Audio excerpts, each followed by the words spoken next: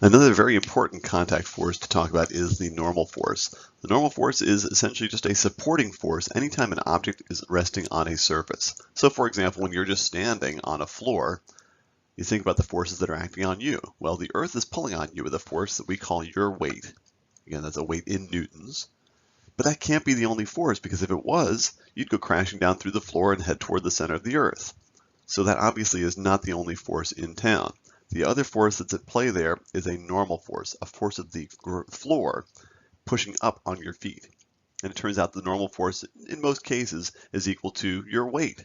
When you're just standing on a floor, you're not moving, you're an object at rest. Therefore, either there are no forces acting on you, which is almost never the case, or the forces acting on you are balanced. In this case, your weight is balanced by the normal force. And again, I pointed out a couple of slides ago, in this case, here we have N, that's labeled, that's shorthand for the normal force. Now, if we wanted to give an actual value to the normal force, in this case, let's say, this lady, she might be, oh gosh, I don't know, 500, she might actually have a weight of 500 newtons. If I wanted to do the forces acting on her, I'd say, okay, we'll go from the center of her mass downward. I'm going to draw, oops, maybe I got a little bit farther. So she's got a weight of 500 newtons downward. 500 newtons, and again, that's her weight. I could shorthand that and just say W. And then that is countered by the normal force. I'll do it in dark blue. Normal force acting up on her feet, courtesy of the floor. And that's also 500 newtons. So the N here can either be the shorthand, the capital N here, can either be the shorthand for normal force, or it can be the abbreviation for the units of force, which is newtons. But in either case, we see that these forces are balanced, and that's why the woman is not in motion.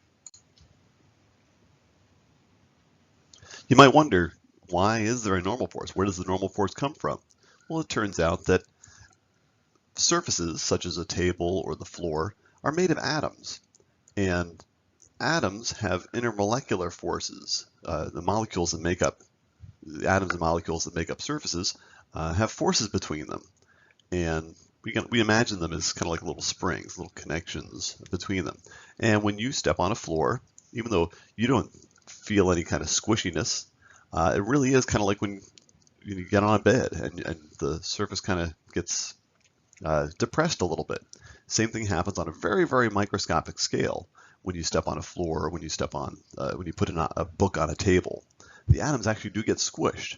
And atoms don't like to be squished. They don't like to be close to each other if they can avoid it, and so therefore they start pushing back. The closer you push them, the more you compress those springs, the more the spring pushes back. And you're probably familiar with this. The more you squeeze a spring, the more it pushes back until eventually you can't squeeze the spring anymore. Likewise, the object that you put on a surface will squish the intermolecular springs just to the point where they push back with a force equal to the weight of the object itself. That's when you have a normal force that is equal to the weight.